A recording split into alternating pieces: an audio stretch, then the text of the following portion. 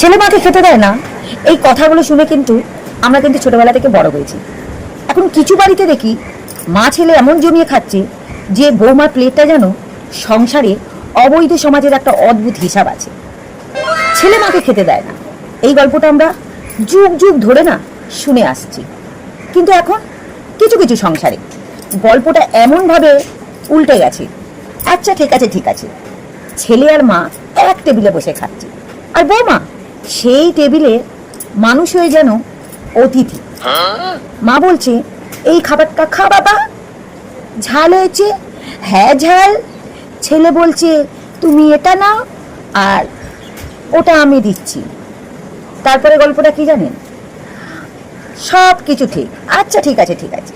আর বৌমা সে হয়তো পাশের বাড়ি বসে নিজের প্লেটটা দেখে ভাবছে আমার বিয়েটা কি এই সংসারে হয়েছে নাকি খাওয়ার টেবিলের বাইরে।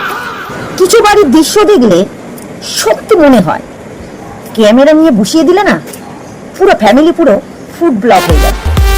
মা ছেলে প্লেটে খাবার খাচ্ছে, গল্প যাচ্ছে, ভালোবাসা যাচ্ছে, নেয়া দেয়া যাচ্ছে, শুধু বৌমার দিকে তাকালে যেন নেটওয়ার্ক চলে যাচ্ছে। সবচেয়ে মজার একটা ব্যাপার হলো কি জানে, ছেলে যদি বউকে একটু বেশি সময় দেয় তখন বলা হয় ধুক ধুক ধুক, মানে বুকের ধুকপুকানি শুরু হয়ে যায়, বউ এসে ছেলেকে কেড়ে নিয়েছে। কিন্তু মা গিয়ে যদি বৌমাকে একা করে দেয় তখন বলা হয় মা তো মাই হয়, মায়ের সঙ্গে আবার ছেলে তুলনা হয় নাকি? একদমই, মা মাই হয়। ঠিক আছে, মা তো মাই, কিন্তু বৌমাটা তো আর একটা মেয়ে থেকে মা হয়েছে। তাহলে আপনি হয়তো বৌমা থেকে মা হয়েছে, সে তো শ্বশুর বাড়িতে ভালোবাসা চাইতে এসেছিল, নিজের প্রাপ্য সম্মান না ভিক্ষা চাইতে।